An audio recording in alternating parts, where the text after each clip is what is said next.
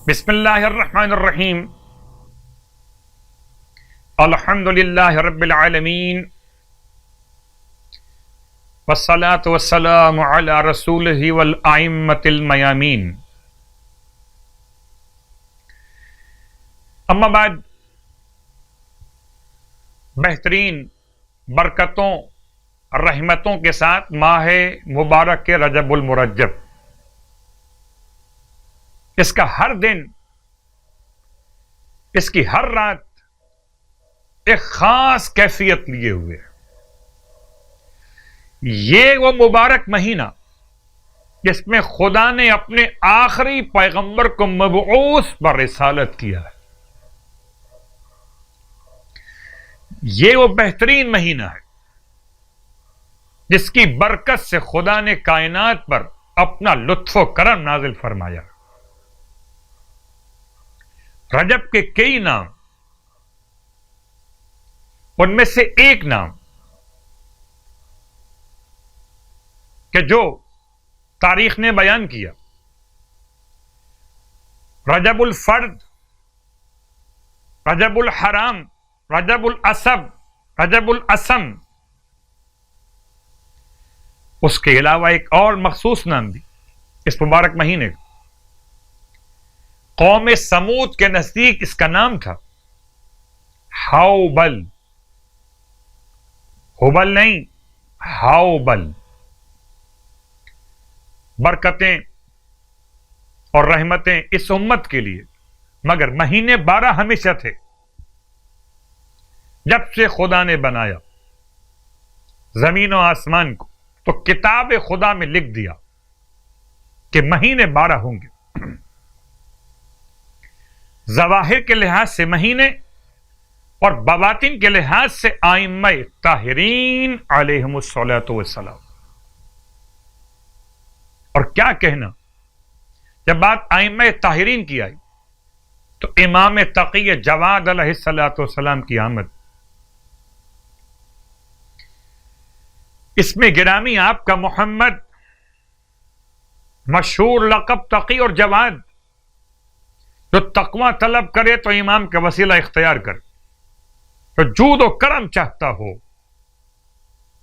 جہاں جہاں تک آواز پہنچے، روزگار، مکان، سواری، شادی، یہ چاروں مسئلے کہ جن میں مال خرچ ہوتا ہے، ان میں توسل کیجئے امام جواد علیہ الصلاۃ والسلام کی بارگاہ مقدس، سورہ یاسین کی تلاوت کر کے ہدیہ پیش کرے مولا کی بارگاہ میں۔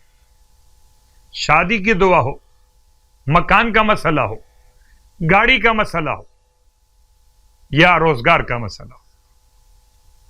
اور مکان کے لیے تو بعض علماء کہتے کہ امام جواد کے نام کی منت مان لیجئے کہ اگر اپنا مکان ہو گیا تو 21 بدھ، یعنی 21 ہفتے، ہر بدھ کے دن اپنے گھر میں، اس نئے گھر میں شفٹ ہونے کے بعد، منتقل ہونے کے بعد امام جواد علیہ السلام کی مجلس برپا کریں گے۔ کتنے ہی افراد کو میں نے دیکھا کہ جن کے اپنے مکان ہو گئے اور اپنا مکان امام جواد کے نام سے،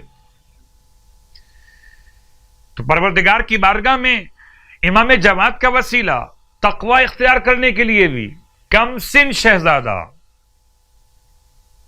اور کم سنی میں کیا تقوی ہے، اللہ اکبر، کیا خوف خدا، اور کیا دنیا کے بادشاہوں کا عدم خوف۔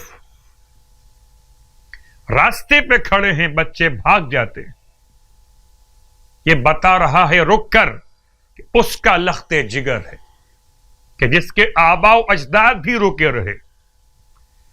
بھاگنے والوں کا مسلک الگ ہے، قیام کرنے والوں کا عنوان الگ ہے۔ 10ویں رات کی نماز ماہ رجب المرجب، نیت 10ویں رات کے اعتبار سے کی جائے گی۔ 12 رکعت نماز، یعنی 2 رکعت کر کے 6 نمازیں۔ نماز مغرب کے بعد اسے پڑھنا ہے۔ سورہ الحم کے بعد ہر رکعت میں 3 مرتبہ سورہ توحید، سورہ اخلاص کی تلاوت. 12 رکعت نماز مغرب کے بعد اگر ممکن ہو، ورنہ عشاء کے بعد بھی پڑھ سکتے ہیں. ہر رکعت میں الحم کے بعد 3 مرتبہ سورہ اخلاص کی تلاوت. اللہ کے حبیب ارشاد فرماتے کہ جو کوئی اس نماز کو پڑھے خداوند عالم اس کے لیے بہشت میں محل تعمیر کرے گا، اس کے ستون سرخ یاقوت کے ہوں گے. بہشت کا محل ملے گا، اس کے ستون سرخ یاقوت کے ہوں گے. اور روزوں کا بیان، سرکار ختم یہ مرتبہ صلی اللہ علیہ وآلہ وسلم ارشاد فرماتے ہیں کہ جو ماہ رجب میں 10 روزے رکھے گا تو خدا اسے درخشاں، مروارید اور یاقوت سے مزین 2 سبز رنگ کے پر عطا کرے گا،